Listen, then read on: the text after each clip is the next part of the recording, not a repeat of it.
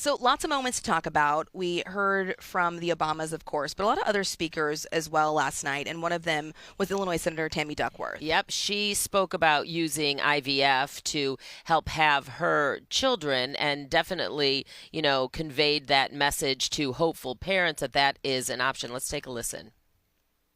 I see you. I'm with you. And together, in November, we'll send a message. Stay out of our doctors' offices, and we'll at it out of the Oval Office, too. Every American deserves the right to be called mommy or daddy without being treated like a criminal.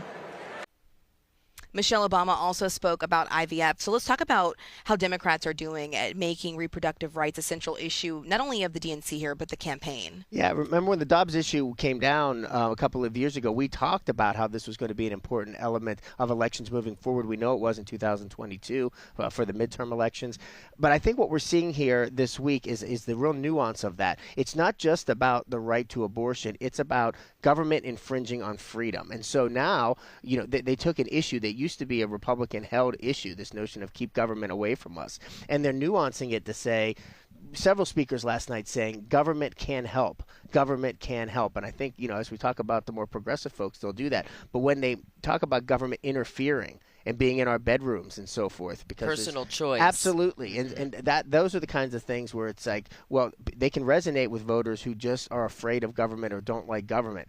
It's going to be a thin line to walk. They have to be careful about it, but it's been pretty powerful so far this week. Well, kind of talking along those lines of balancing progressive with more traditional, Senator Bernie Sanders spoke about being eager to work with Harris and said her policy goals were not radical, not a radical agenda, and he's known, of course, as being pretty progressive. Right. But how do the goals that he laid out play in the swing states, do you think? Well, we got the tip that they weren't going to run away from the progressive label on the first night when AOC was a speaker during prime time, but later in the night when the arena was full. Certainly had Bernie Sanders come here. He ran his own presidential campaign.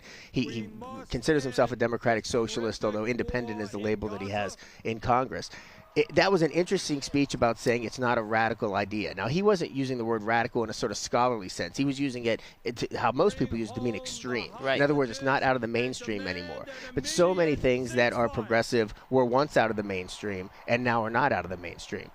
Black people voting, for instance, would be one example of that. But you also think about child labor laws, all kinds of things. Right, gay marriage, right? It's not radical anymore to think about gay marriage, but it used to be. And so I think what Bernie Sanders was trying to say is this is the notion of progress, is that we take things that used to be considered away from tradition, and we think about them now in a more mainstream way. And so he's trying to mainstream some of those democratic socialist ideas, but the party's not running away from it. And they're going to run away from that label. You're not going to hear them embrace the democratic socialist label.